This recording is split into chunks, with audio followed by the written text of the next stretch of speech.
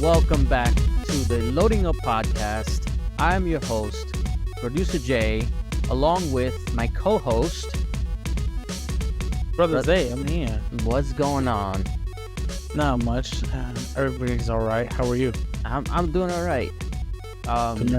Brother Tay's not with us this week because he's feeling a little bit under the weather. It's also been hectic, not for nothing. We're recording this a day late actually 2 days late because it's been really just all over the place this weekend. So, but it was an important show that we had to get out because this week is a busy one for Showcase and Summer Game Fest, all this and that. New games about to be announced, so we just had to do it. We did. We got to talk about all the shows, and then of course we also have our 2 live streams. Yes. Where if you are watching and you are participating, you can win some prizes. Yes. We're doing giveaways. Very, very interesting prizes. Well, we already announced this, so yeah. So it's no secret here. You know, no. If you're with us on Thursday during the live stream, you have a chance to win 3 months of Game Pass Ultimate. And also on the live stream for the Xbox Showcase, we're giving away Diablo 4. Damn, I feel like I should join in on that. I want to get Diablo 4. No, that would not be fair. Not be fair. Yeah, no. You can't win. All right, no cheating. Dang it. No, you know what's crazy though? I had to get Diablo 4. That's one of the games that I'm playing right now. And for real? It is good. Good. I was debating on it. So I wasn't gonna get the Ultimate Edition because I was just like, I'm not about to pay $100 just to play like 3 days early. I would rather wait, get the Standard Edition because I'm actually playing through Diablo 3. Oh, okay. With well, we started as like a family, like me and my fiance and my kids. We started playing it. I don't think hold on. Your kids are playing Diablo 3? You know it's about demons, right? Yeah, but they don't pay attention to the story. I guess. No, I know it's technically not supposed to be for them, but they just shoot and hack and slash. It's whatever. But they liked it, but I don't think they're really that into it. So I feel like it's just gonna be me and my fiance playing it going forward. But so we're playing that first, and then I was debating. I was like, should we like stop and then go to Diablo 4, or should we like finish this because we're like already started? Like I don't know. So I decided to wait. I'm gonna get it later on because Lord knows my backlog can use a break. And so we've just been playing that along with me playing Jedi Survivor. Still, I'm still working my way through that. Okay. Yeah. I mean, by the way, I finally finished Pokemon Ultra Sun, which is the last 3DS game that I was working on. Now I finally moved to the Switch. I'm playing Sword. So Sword. Okay, nice. Yeah. So now I'm almost done. Are you gonna be doing like Platinum or Diamond? I did that already. No, I'm talking about for the Switch remake. Yeah, I did that already. That's the one I started with. That was the catalyst to me doing this whole thing. Because originally I was thinking about like actually starting it from scratch, like from the first game. But I was like, nah, it's my work, because then I gotta play through the story. And I was like, no. So thankfully, the remake of Diamond that I played, I think that was the last. No, it was Pokemon X. I think that was the last one where you could get every single Pokemon in one game. Oh, okay, yeah. So I was just like, you know what? Let me just get all the Pokemon in this game, and then I'll just work my way up afterwards. So it was a lot easier that way. Let me tell you. But it's been fun. It's like my little side project that I do. So I'm just making my way. And I have what's the other one? The one that just came out, Violet. I have that ready to go. Like as soon as I'm done with this one. Because, okay, you're prepared. Yeah, so I'm just waiting. I got it when it came out because everybody was talking about So like, I mean, we spoke about it briefly when it came out that like there was a lot of bugs and glitches and all that stuff, but a lot of people were saying like that's the core gameplay is fun enough that you can kind of overlook that stuff, and I'm just like, you know what? Okay. So then, I mean, overall, it's not a bad game. If you're not a huge fan of Pokemon, I feel like you're not gonna be able to overlook that stuff. Like you gotta be like in it in order to look at the positives. That's true. That's true. I guess you could say that for pretty much any game, right? Because I was into Jedi Survivors, even though I had some issues. Yeah, that's me. Like I feel like every time I get to like one of the more open areas, it just slows down to like 24 frames per second on performance mode, and I'm just like, oh, come on, really? But it's still fun, so I'm just like, still fun, fine, let me just get to this, and then when I get to the more linear part, it'll get back to normal. Yeah. But yeah, so it's a lot to discuss. So we'll oh, also one more thing. I mentioned previously on last week's episode that I will not be able to join you guys on the live streams. That changed because I most likely will be joining you for Summer Games Fest, which is on Thursday, or by the time this is up, tomorrow. So yeah. Tomorrow. Yeah, so circumstances have changed, and I will most likely be joining you, so can't wait for that. Nice, very good. Very good. Well, we'll jump right into some news. It's light week, considering both showcases are back to back. So the news has been light. Everybody's anticipating, what's coming, what's going to be announced for the future. So we don't got a lot, but we'll get to what we do have. Right. So The Verge has talked to the people at Konami, and they have said they're going to reuse the voice lines from the original games with no changes. And this is coming from Tommy Williams, Konami's head of communications for the Americas. So for Metal Gear Solid 3 Snake Eater, the remake, they're going to completely reuse all the voice lines from the original game. And I mean, that's probably the safest bet, because I know they said they wanted to make it as authentic as possible. Yeah. And I know some of at least the Japanese voice actors have passed away. So it'll be kind of hard to replace them and redub everything and kind of like just makeshift or whatever. And then there'll be a lot of like protests about it. I guess they just didn't want to deal with that.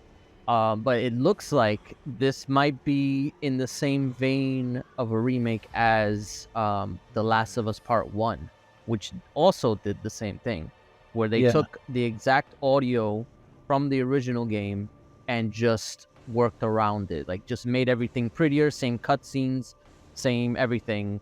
Maybe just slightly different camera angles just to make use of the new technology or whatever. But it's gonna be just changes in gameplay, so the story is gonna be untouched, which is a very good thing. Absolutely, because I mean, you can't really change much to a Metal Gear's story, because they already have their legacy cemented already. Yes. With the other issue that people were wondering about is, what is the name of the game? Because I've even seen people on Twitter saying Metal Gear Solid Triangle Snake Eater. Triangle. So I'm like, no, it definitely can't be Triangle. So Konami confirmed that it's not Triangle, it's Delta. Yes, they were saying that in like the social media and the hashtags, they called it MGS Delta Snake Eater. So Delta is supposed to be like supposed to mean like redo or remake. It's supposed to be like that type of thing. So that way, that signifies that this is an old game and it's being remade. Yeah, so they actually go on to explain this a little bit, saying that it means change or difference without changing structure. That's what Delta means. Those were their words straight from Konami. Okay, so that makes more sense. Yeah. What I was having a I guess it wasn't it was more like a back and forth. It wasn't like an argument or anything. I was talking to someone on Twitter about what this could mean, this remake could mean, and why I feel like it's a good thing. Because sometimes people like, oh, I'm tired of remakes, I want new, whatever. But with Metal Gear, you kind of have to be careful because Konami does not have a good track record with making Metal Gear on their own. Like the last game that they made was Metal Gear Survive, which was a dumpster fire. Like that was not what people wanted from Metal Gear. I don't want to say it was a bad game on its own right, because I know some people who actually played it said it wasn't that bad of a game, but when you attach Metal Gear on it, there's a certain expectation that people have, and it was just not there at all. So I feel like if they're gonna redo this series, it's better, or if they're gonna enter this series again, it's better to do remakes, because whoever's making this game, I don't think they've ever talked about exactly who's making this game. They just said it's being done in house at Konami. They need experience on what makes Metal Gear Solid. So if they take the essence of these games and just rework them from a developer standpoint, they can see, oh, this is what made it work. This is why it was well praised and why people like it this way. So they can take that knowledge and potentially make a newer game that continues on after, I guess, technically, Metal Gear Rising was the last one on chronologically, but I don't know if they would even like do it afterwards. But just to make a new game in the series. So I feel like if this game is successful, I could potentially see them doing what Capcom is doing with Resident Evil, where they remake an old game and then they make a new one, and then they remake an old one and then they make a new one. Like, I feel like that's working. Yeah, exactly. That's why I'm like that would actually be very smart. So that way you stagger the remake releases and introduce new ones, maybe with like new characters or whoever. So that way you kind of get the best of both worlds, where you get the new audience who's just getting into it, and you get the classic who want to see those old games remade, but with prettier graphics and stuff like that. And worst case scenario, if this remake fails, then you still have that classics collection that's coming out, so you can play those games. The series will not, like, it'll still be there whether you play the remake or not. I mean, like I said earlier, you know, the legacy of Metal Gear has been cemented in the gaming industry already. It's kind of hard to mess up a remake. You know, you have to really do really bad if you're messing up a remake of a game as with the caliber of a game that is Metal Gear Solid 3, Snake Eater, because it's still one of the best games out there, and just the story in general, it would be really hard to mess it up. Yes. You know, all you're doing is slapping some great looking graphics on there and keeping the same story and same voices. You can't mess it up. Exactly. It's a gold medal waiting to be pinned on it. Exactly. It's like it's tailor made to be success. If they screw it up, then all is lost. Not all is lost. Well, for Metal Gear, that is.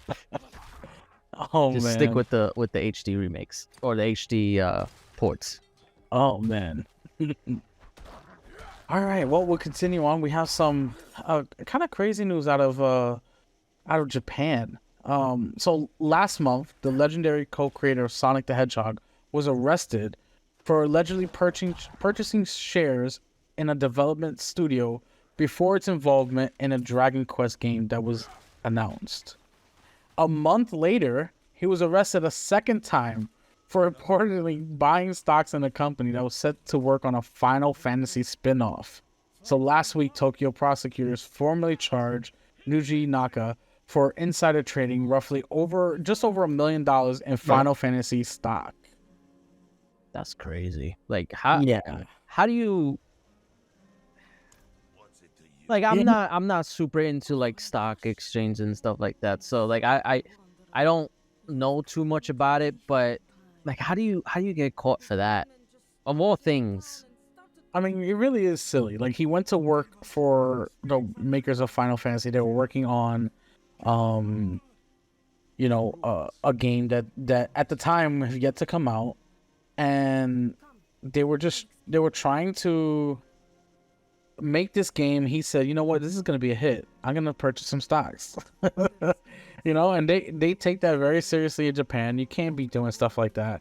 I mean, even here they would take it seriously, but it's more, over here it's like you get a slap on the wrist. Yeah, it's easier to get away with over here. Yeah, unfortunately. Yeah, exactly. Unfortunately, but in Japan they take it seriously. So he was arrested, and he was charged. He was arrested. He was charged. And he has to pay a fine. Now he's in prison. It's messed up. Well, can't do this crime. Wait, what is it? Don't do the crime if you can't do the time.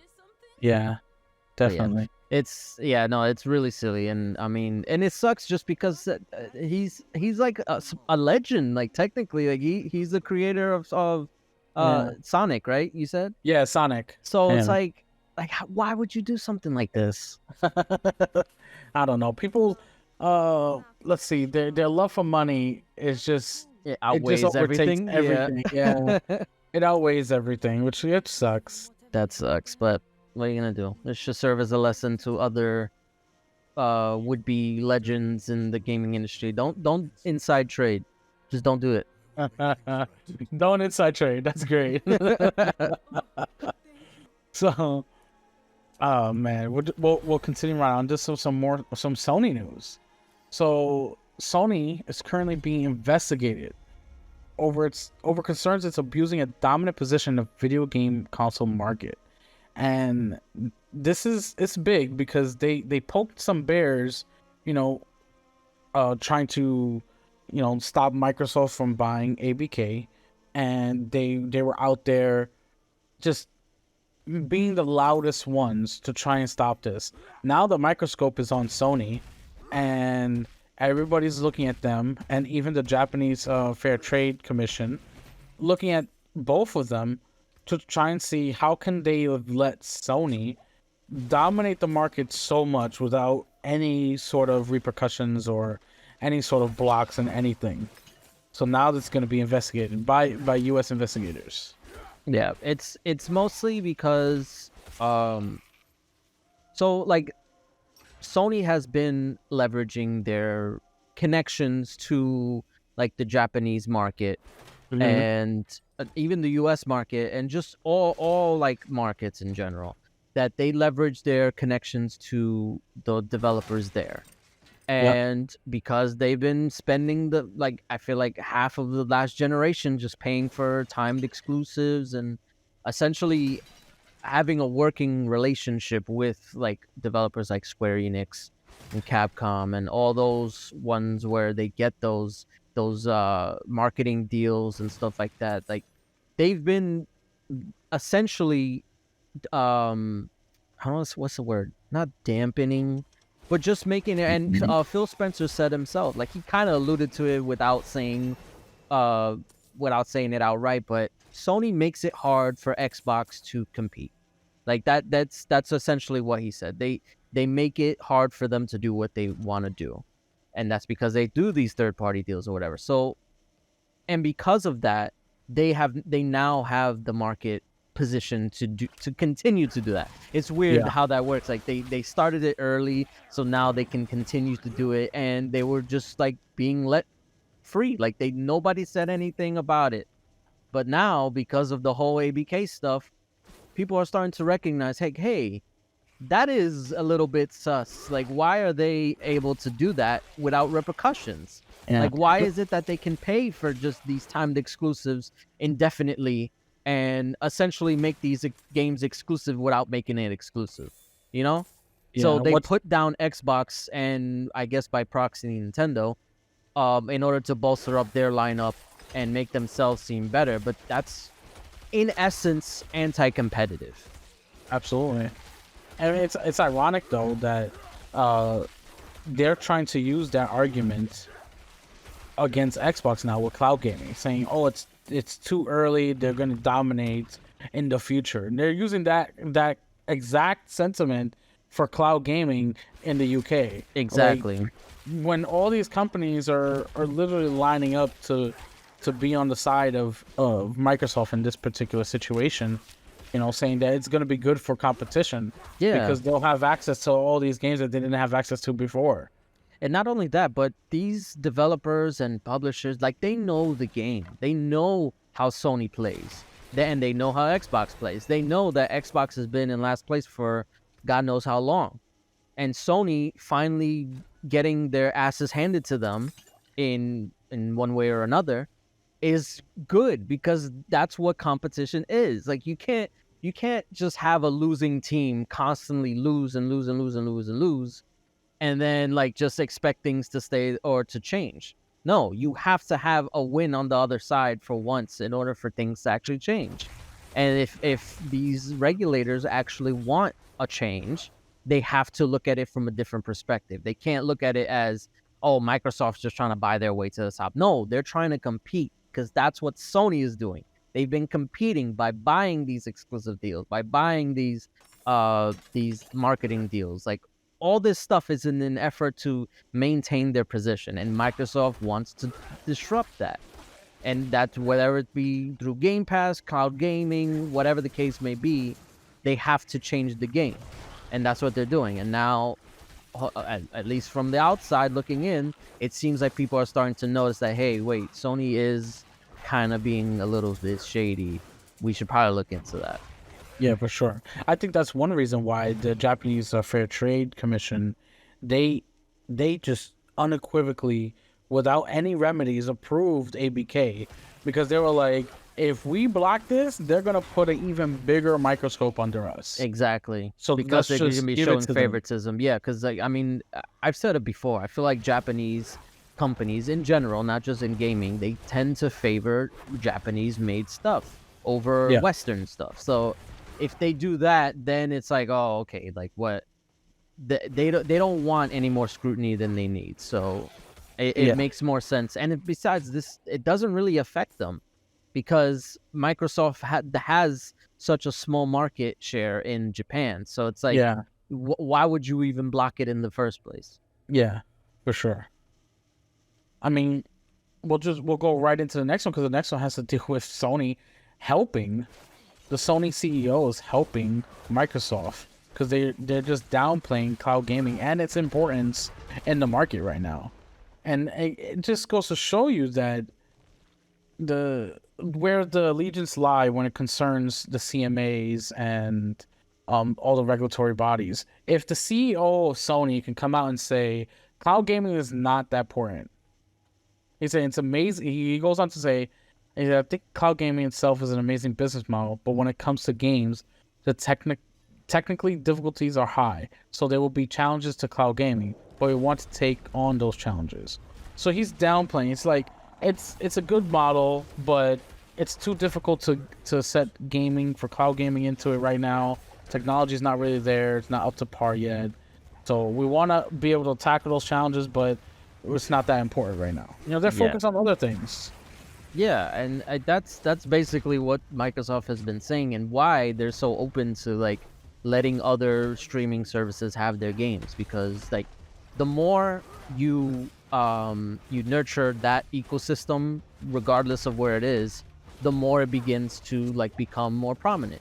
You can't do that if you're blocking these deals from ever supporting those types of infrastructures in cloud gaming. So like Call of Duty, which I mean, that in itself is not really important, because I don't know who would want to play Call of Duty on a cloud service. But the fact that it's there, and it wouldn't just be Call of Duty, it'll be other games as well. But the fact that they're there just gives at least a little bit more credence to that being a viable solution eventually. But if you're blocking it before that even happens, then it's just like, what's the point? Why are you getting so like riled up about this stuff? Yeah, I mean, I think we see that in particular, like with the PlayStation Showcase, right? We saw a lot of games as a service games at the showcase, and I think they're trying to beef up those services to bring in money to fund, those big exclusive AAA titles that Sony's known for, because they realize that maybe Call of Duty will be leaving their grasp. Yeah, I mean, their moneymaker. Yeah, well, yes, absolutely, and I think also they're trying also like with the whole cloud gaming like comment about downplaying it. They're trying to kind of like the temper expectations, because if Microsoft is able to, I mean, they will get this deal closed. Like I think it's pretty much a foregone conclusion, regardless of what happens with the UK and CMA or whatever. They're trying to temper expectations on their end, because if Microsoft is able to get it through and gives all these games to the competing cloud services, Sony's going to be left in the dust, because they're the ones who rejected those deals. They could have had it on PS Plus Cloud, whatever it's called. They could have had it on there. I mean, granted, they might still be on there, but they're trying to like already like okay, we might not get these games now. So cloud gaming is not a big deal. You don't need to play cloud gaming. Like, yeah. The Sony CEO says cloud gaming is no big deal. All the ponies are like, yeah, it's no big deal, no problem. Yeah, exactly. So they're trying to be like, it's not a big deal. We don't need to worry about cloud gaming. Yeah. But in the same breath, they're like you said, they're also helping Microsoft plead their case. So it's like, I don't know. It's weird that he said it, but it's also at least the truth. Yeah.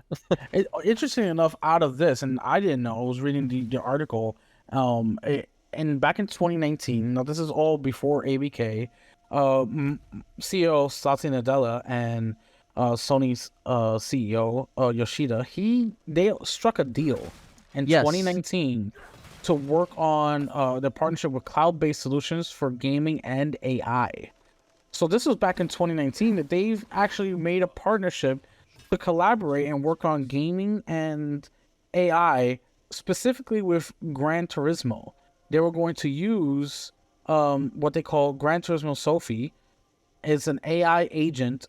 It was built to learn how to play Gran Turismo 7 when the servers didn't have anybody on it. So like really, really late at night, the AI would get on the server and learn to play Gran Turismo 7. Which is mind blowing to me. That is interesting. I didn't know that part. I knew they signed a deal for like cloud services, like to use Azure and stuff like that, but I didn't know what it was for. Yeah, I guess this is one a part of the deal. So a part of the deal was that they would make an AI agent built on machine learning and algorithms so that they can challenge even the top players to play Gran Turismo 7. To learn and play Gran Turismo 7. That's interesting. Yeah, so when the servers were empty, more or less, the AI would get on and learn how to play the game. Well, I don't know if that's still like if did it say if it actually was implemented? This was so the deal was struck in 2019, and it was announced in February of last year that the AI was doing this stuff. Okay. So I must have missed that part then. Yeah, I had no idea. I'm reading through the article now, and it's like, whoa, that's kind of crazy. That is crazy. Like nobody talked about that. That's so weird. Yeah. So like Microsoft and Sony partnering together to basically see how AI learns how to play Gran Turismo 7. Wow, it's so interesting. If only Gran Turismo was better. Oh, jeez. Well, dang, you had to really drive a stake through the heart there. Yeah. So, at the time of that we're recording, and of course when releases, we won't know too much details about the next bit of news, but we do know right now, Brad Smith from Microsoft, the president of Microsoft, he is having a meeting right now with finance ministers in Britain about ABK. Mm-hmm. So we don't know exactly what they're discussing, and we probably won't know for a little bit the exact details on the meeting or what comes out of it. But I'm pretty sure that they're trying to find a solution, because especially after the CMA's public hearing with the Microsoft lawyers last week, I think the CMAs want to have a solution that makes them look sort of semi in the good side, because they have a lot of egg on their face, and they're just trying to save face. Because I feel like they know what they initially said was wrong, and they know they're up against the mighty Microsoft and all their crazy lawyers. And I don't think they have a chance in court. So I think let's hope this meeting produces some good solutions for both sides so that the deal can finally be closed. Yes. Because, so, like, with this whole thing, the main issue has always been that the CMA just is refusing to offer any solutions, any remedies, restrictions, whatever the case may be. Yeah. And they thought they were making a point by blocking it. I don't think they anticipated the European Union and basically every other regulator aside from the FTC to approve it. I thought they probably thought that there was going to be some blocking. Even China approved it.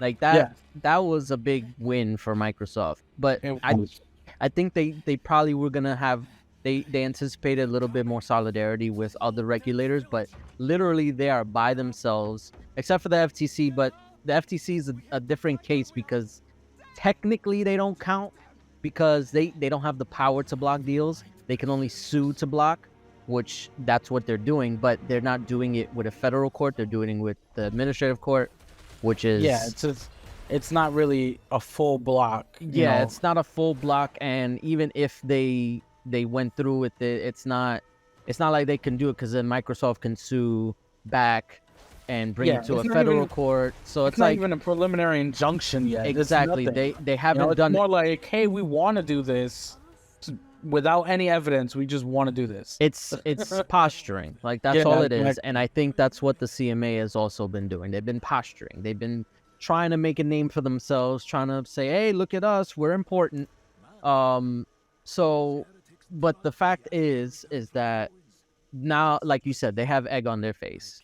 They're facing a lot of scrutiny from the UK government from that live stream that was last week. They were left like stuttering and trying to like not stall, but like trying to figure out what they were going to respond with. Meanwhile, the Microsoft lawyers were smiling. And they were sitting there laughing. They were laughing and acting all smug. That they got this in the bag. Yeah, look at these amateur lawyers over there. Yeah, and the CMA really doesn't understand. Well, I think they understand. I think they just didn't realize how much of an uphill battle this was going to be. And they can either stick with their guns and essentially make the UK the worst place to do business in general, or they can make remedies like the EU did to make it so that way that at least they end up with something. Granted, we don't know what these remedies could be if Microsoft has proposed. I'm pretty sure they've proposed more now because like they were like, oh, what do you want? Like we're trying to work with you here. And the fact that they are meeting with these financial officers, and I also think they're meeting with the CMA themselves, shows that they're willing to work on something. It's like it's not like they're just gonna be like, well, fuck you, or we're gonna appeal and we'll see you in court. Like no, they're trying to figure this out so they can avoid all this. They want to close this deal ASAP. So they're willing to work with them, and I don't understand why the CMA wouldn't want to at least have some type of a win. Be like, hey, we got what we wanted, they got what they wanted. Like they can spin it. They can spin it their way. Say, hey, listen, we got to win. We got Microsoft to bow down. Exactly. Microsoft will be like, listen, whatever, we got the deal. I don't care. Exactly. And honestly, I don't see any remedy that Microsoft wouldn't be outside of like just giving every single ABK game for like all the platforms or whatever. I mean, granted, they're trying to do that with the 10-year deals. I think EU already asked for that. They said to give all the cloud gaming companies access to ABK games, and they were sure, no problem. For cloud gaming, and they would do it like free of charge, which that's beyond generous. Which I don't want to see why the CMA couldn't have thought of that themselves. Like that's really not a hard compromise to make or to even offer. Did they think Microsoft was just gonna say no? So it's like, let me not even bother. Honestly, I wouldn't be shocked if that was the case. Like it was like, damn, we didn't even think to ask that. We thought they'd say no. But well, hopefully these talks, like you said, produce something good, and we can hopefully move on from all this ABK nonsense sooner rather than later. I mean, you know, it's the content that keeps on giving, right? Well, yes. I mean, because even now, South Korea approved it. It's unconditional. You know, no remedies or anything. So it's like, who else? You know, are we gonna hear from? Hopefully, this coming week, we'll hear from Australia. These are little markets, but still, we'll hear from all these markets in the coming days and weeks, and hopefully, it just gets done so we can move past it. Yes, we can talk about the stuff that comes from it. Yes, games. Exactly. That's what we're here for, folks. Games. All right. Absolutely. So how about we just jump into predictions for the Summer Game Fest? Yeah. Okay. So we're gonna do it the same way we did it with the PlayStation Showcase. Hopefully, it turns out better than that showcase. Yeah, because we were really wrong. Yeah, we were like very optimistic about that one, and we were let down, to say the least. The world was let down. I am a little bit trepidatious about this show, 'cause I don't know about you. I feel like every year we get like the Summer Games Fest announcement and whatever, and even with the Game Awards, every year there's always like hype behind it and building up. Yeah. It's like, oh, like I can't wait to see like what they're gonna show off, and then like the games that they show off is just like, okay, cool. It's just like it's always like I feel let down every time. And granted, most of that has probably to do with E3, because I feel like E3, even though it was canceled, it was some type of like show that they had last year, was like digital or whatever. And years prior, they've kind of been like stealing the thunder. But this time, E3's not here, so there's a lot of opportunity for the Summer Games Fest to be the show that people want it to be, which is essentially just E3. So yeah, hopefully we'll see a lot more from that. But as far as predictions, what do you got? So my first prediction is, I feel like, and these are the safe ones. The first two are our safe ones. Okay. I feel like we will see the Elden Ring DLC. Okay, that was one of mine. Yeah, Elden Ring. Okay. So yeah, we'll see that, and I think it'll be essentially it won't be DLC. It'll be like an expansion. So it's gonna be huge. Yeah, probably potentially an entire new map. I want to say. I've actually heard rumors that they're gonna be doing another map for Elden Ring, so it could be like a 60 gig update, another game type deal. Wow. Okay, so yeah, that's what I'm predicting. We'll see it. We got the name already, right? Shadow of the Erd Tree. Yes. And yeah, so that's my first prediction. Okay. You want me to go now? Yeah, we'll just take turns. Okay, we'll take turns. Okay. So I think what they're going to show for Summer Game Fest, they're gonna do, or at least announce, a Persona 3 remake. Okay. We heard about rumblings about that. Yes. I think they'll announce it this Thursday at the Games Fest. Okay, that seems fair. Because I feel like with Persona, a lot of, because now with the what is it? It's 4, right? That came out, or 5? No, 3, 4, and 5, right? Yes. Yeah. So that was a lot of people's first look into Persona, just like last year when it came out on Xbox and on the Game Switch. Pass, all 3 of them. Yeah. So a lot of people got a chance to experience those games for the first time. So I think that will be a good chance to kind of capitalize on that and reintroduce people into the series through a remake. That way, because I think Persona 3 was for the PSP, right? Originally? Yes. Yeah, it was like portable. So yeah, so if of all the ones, it could use a facelift. All right, so my next prediction, Go ahead. What you got for me? I'm gonna say we will see more about the Dragon Ball Tenkaichi game. Oh, okay. We'll get an actual gameplay trailer for it. Oh, that would be nice. Yes, because I was actually just thinking about that the other day. I was like, we got a trailer, but we didn't really hear much about it. But I think we'll probably get like a trailer, like a good gameplay trailer, and potentially a release date. I don't know.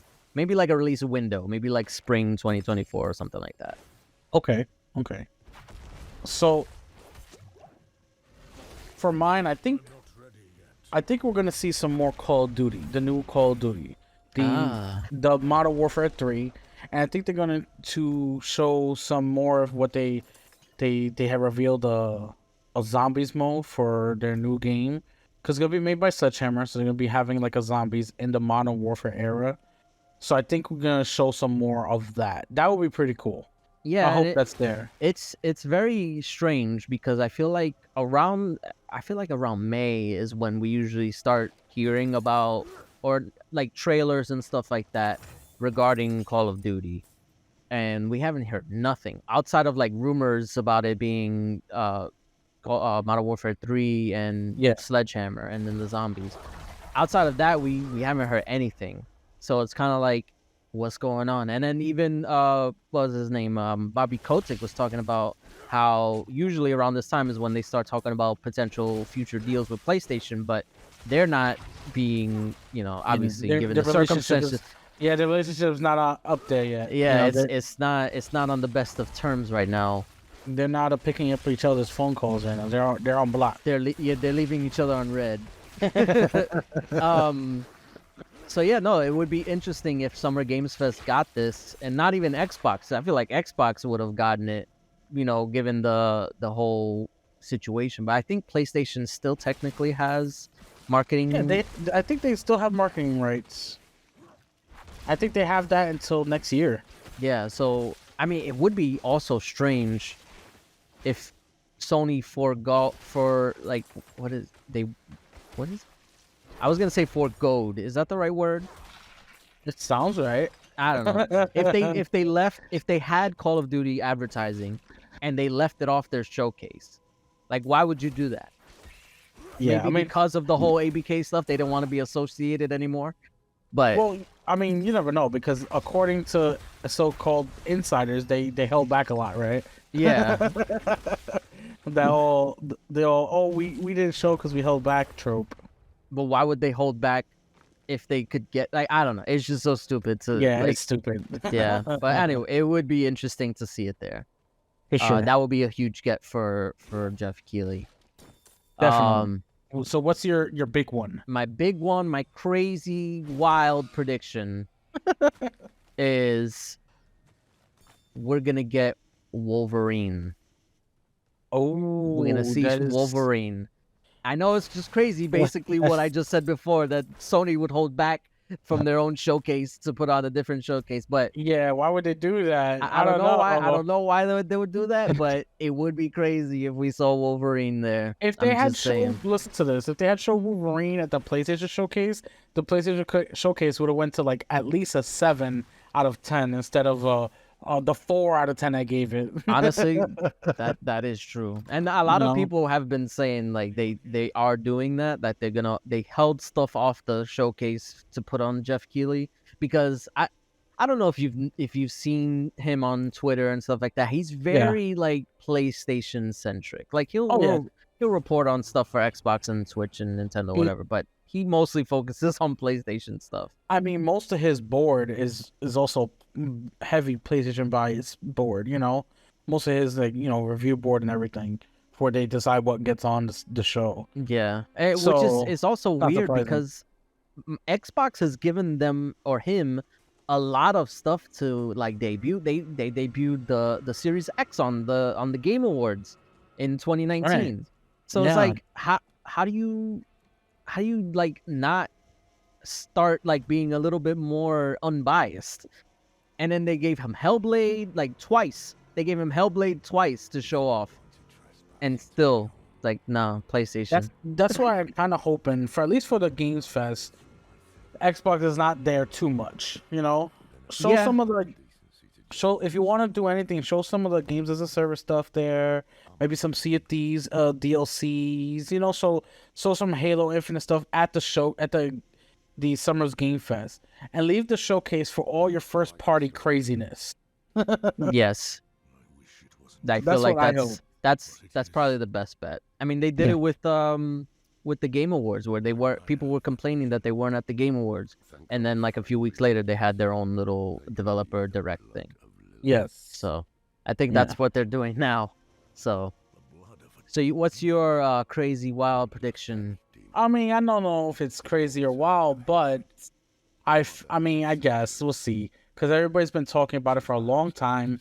Leaks came out last year, and those leaks were determined to be real. So I feel like we finally get gameplay and date for GTA 6. So you're using my one that I chose for the PlayStation showcase for this one. Yes, this is mine. No, I mean, it would be huge. It would be perfect. It'll be huge. It's a third-party game. Take-Two. They're gonna come out. They're gonna show actual footage, gameplay, and they're going to release the date of it. And it will take his show from just being a regular mediocre show to being like a legendary moment.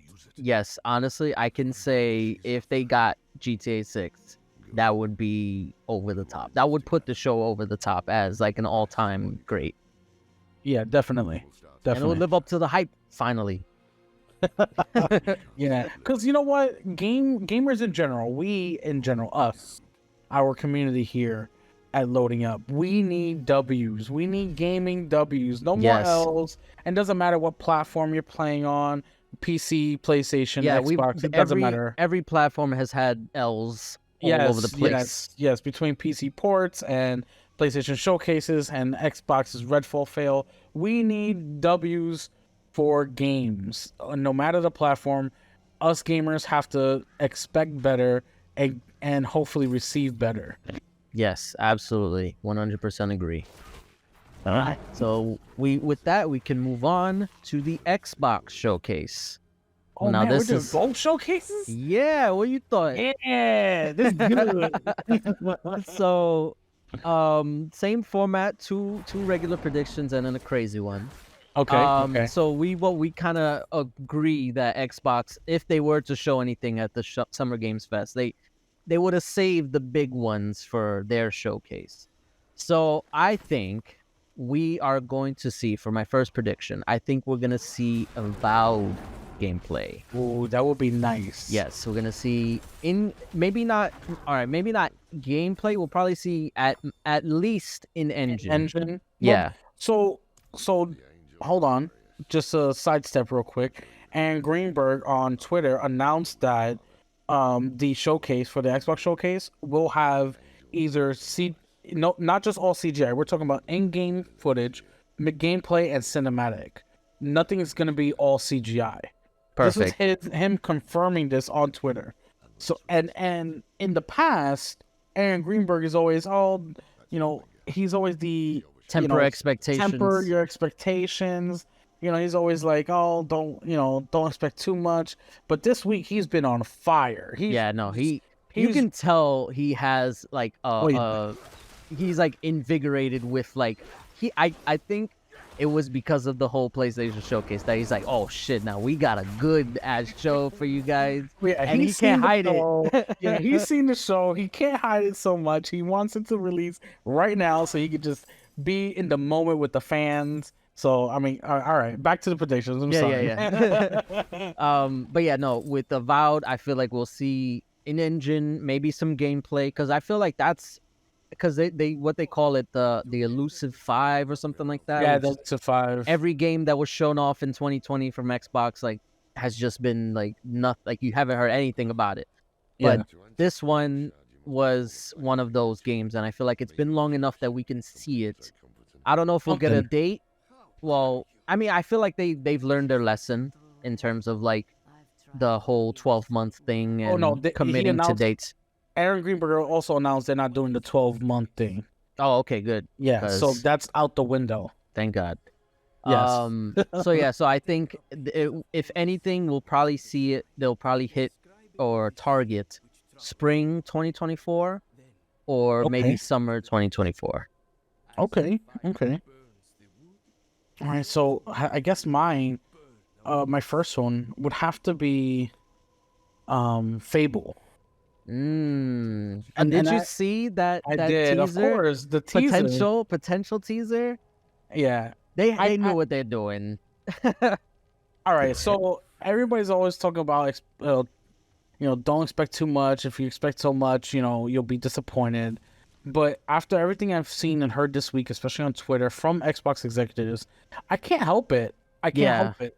And I think they know that, people are expecting Fable after that teaser. Yeah. And I think if they know that people are expecting Fable, and Fable, let's say Fable's not there, they would have came out and said, "Oh, don't expect Fable. I'm sorry." Yeah, they were misleading. They would have never done something like that if it wasn't something that they were teasing. Like when it comes to social media management and stuff like that, there's a lot of channels that you have to go through in order to get something like approved. This would have never gotten approved if Fable wasn't at the show, like because of the speculation. People are gonna think that this is what this is for. So if it's not there, I would be shocked. Yeah. And Xbox they're gonna have their own egg on their face. So, all right. So that's a good prediction. All right, my next one. All right, I feel like it's been long enough. Okay. We will see Gears of War 6. Or just Gear 6, whatever they call it. Even if they do like a Gears collection, something from Gears the of War relation. Yeah, something related. Gears. I'm with you on that because when I think Xbox, a lot of people think Halo, but me, I think Gears. Yeah, I feel like Gears is always like the neglected little brother of Xbox to Halo, because Halo is the OG. It's the first game that made it big for Xbox, and people say, "Oh, without Halo, there's no Xbox," which is true. However, Gears of War has consistently been quality gameplay, quality story, and quality graphics. Like, it's just been top notch. Like, granted, I feel like a lot of people with Gears of War 4, I guess you can say that was kind of like, it's not bad, but it didn't do too new of, like, from going from 3 to 4, it looks stunning, but it didn't do enough to kind of like make it feel new. It just felt like Gears of War 3 on the Xbox One, which is great. But at least for the diehard Gears fans, it felt like kind of like a step back. But Gears 5 was a big step forward. And I feel like Gears 6 could put it over the top. Because the Coalition, you remember that, I think it was like 2 years ago, where they did the Unreal 5 demo for, I don't know, it was just like a tech demo that they were showing off, that it looked like a guy was holding like a crystal in his hand or whatever, and it looked amazing. The Coalition also did that Matrix demo. I think it's still available to download. I think it was last year that they did it. That looked amazing. That was the first time in a long time where I was just like, yo, this actually looks kind of like real. Like, it looks so damn close. Like, it's so, like, it was amazing. And that was made by the Coalition using Unreal 5 engine, because they are very good at delivering when it comes to the Unreal engine. So I feel like if they were to go all out with Gear 6, or even, like you said, the Gears Collection ported to Unreal Engine 5, that'd be amazing. It'd be just crazy. Absolutely. But I do think we'll hear something Gears of War related, most likely Gear 6. Okay. Okay. Like I That's a said, great it's been long enough. I love that. Love it. I want it. I wanted to. I want it. All right. So I think my next prediction would have to be Machine Games Indiana Jones game. Oh yeah, that's right. Yes. I completely forgot about that. Yeah, so as you know, Indiana Jones come out with another movie, Dial of Destiny, right? And that's coming out on the 30th of this month. And it would be perfect to show some more footage from the Indiana Jones video game from Machine Games. That would be awesome. Yeah, I think this is the golden opportunity to have some like cross promotion, because that's essentially what Sony did with Spider-Man. They show off Spider-Man 2, and then Across the Spider-Verse comes out. Yeah. And then get people like hyped up for Spider-Man. Like that's perfect. If you want people to be hyped about your game, you tie it in with the other big property that's also coming out, which just so happens in this case is Indiana Jones. So yeah, I feel like that's also a safe. And it's also been a while, right? I think it's been like 2 years since we heard about it. Yeah, so I think we just heard something. Yeah, it's been a couple of years. Yeah, almost 3, if I'm not mistaken. Yeah. So yeah, that's one I would like to see. I would like to see it too. All right, so my last crazy wild pick. It's been something I have been wanting for years. Oh no, what is it? And I hope we get it. I hope we see the return of the Bear and the Bird, Banjo-Kazooie. We will see this year, or maybe not coming this year, but we will see it this year, coming out maybe next year. But I'm gonna stop you right there. We're gonna call an end to the show right now. No, Banjo-Kazooie is the greatest platformer to ever grace our consoles. I said it. That's it. You know, you're allowed to have a wrong opinion. I said it when we did the bracket. Banjo-Kazooie is the greatest. He's in Smash Brothers. They don't put just anybody in Smash Brothers. You got to be somebody. Okay, so enough millennial hate right there. We're gonna but that's move on. that's my crazy pick. I feel like we'll see either in a collection or a new game, Banjo-Kazooie will be seen at the Xbox showcase. They have to. Like, they can't be that. Yes, they have to. No. Yes. I mean, I can't see that as being something. You know, that's sort of a Game Fest thing. You know, don't show it at the main showcase. No, that is a main showcase game, my buddy. I guess. All right. I think such a hater, man. I know. I don't like Banjo-Kazooie that much, as you can tell. And like it doesn't matter to me specifically if it does come out or not. I won't be playing it, so it's like, whatever. That's how I feel about it, you know. Haterade, that's all I see. It has a big fan base. I get it, you know. I understand. I respect it. You know, it's a game you grew up with. You know, I just not for me. So what's your prediction then?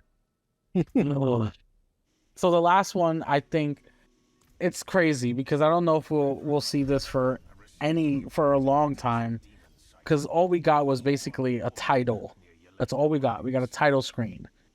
So I think we'll see something from Elder Scrolls 6. Wow. We got Starfield releasing in September. They're going to do a whole 30-minute showcase on Starfield that day. So I think what we see is an update on how Elder Scrolls is coming along. Elder Scrolls 6 is coming along. That would be a lot. It's a big prediction because that is nobody knows. I'm hoping, but I'm also like, if it's not there, I get it. You know, that's a big ask. That's a really big ask. But if it is there, just exploding minds everywhere. I don't know what they could. Yeah, I don't know what they could show. Like, I guess maybe no, because they did a title teaser. All they did was just a title teaser and sort of like show a mountainous range, region. That's all they showed. They didn't show anything. So I don't know. That is a crazy prediction. It's a crazy I will say it. Yeah. Although I don't. Yeah, listen, there's it's a crazy one. prediction. That's a crazy one. I guess you're right. You're right. I did do that. Yeah. All right. So, yeah, those are our predictions, and hopefully, at least some of them come true, because that would make for a really great show, and it would also not make us look stupid like PlayStation like did. The last one, yeah. We went wild. Although Brother Tay. Oh, everybody's getting promotions. Everybody's getting promotions. He was actually right. He said Metal Gear Solid was gonna get all the games remastered to the new consoles, and he also said Resident Evil 4 would get a VR port for the PSVR 2, which is what happened. So yeah. We were all like, nah, I don't know. And he was the right one. I know. Of all things that he was right about, those were the things he was right about. What's crazy is that he'll never listen to us be like, man, he was right. I know, right? He's be like, I know. Yeah. But that'll do it for us. So by the time you're listening to this, the Summer Games Fest will be tomorrow, because we're gonna post this on Wednesday, and I will be most likely joining you guys. Yeah. And so please tune in on our Twitch channel, which it should be on the screen if you're watching on YouTube. If not, it's in the description in our link tree. And hopefully somebody will be winning a 3 months Game Pass Ultimate. Yeah, don't forget, man, we're doing giveaways. It's gonna be a great show either way. Come in, stop by, participate, watch the showcase with us, chat with us. We're gonna be there live. And hopefully anybody who's there with us, they'll win that 3 months of Game Pass Ultimate. Yes, it'll be very fun, and I hope to see you guys there. And with that being said, thank you for listening. Like and subscribe. And anything else? That's it. See you next time, folks. See ya.